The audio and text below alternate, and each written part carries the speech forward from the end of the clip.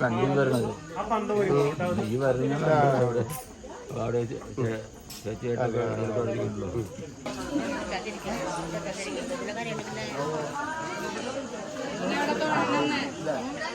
അവർക്ക് തൊഴാം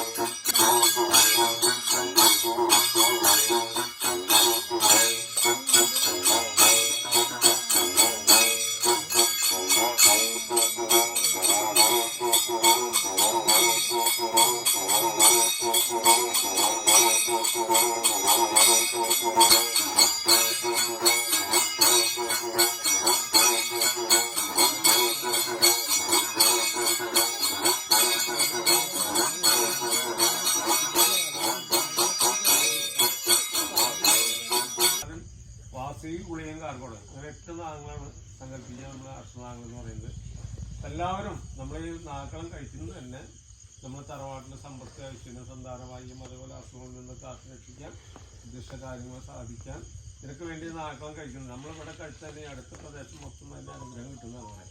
അത്രയും വ്യക്തമായിട്ടുള്ള കളമാണ്. മറ്റുള്ള കളങ്ങൾ പോലെയല്ല നാഗക്കളം എന്ന് പറയുന്നത്.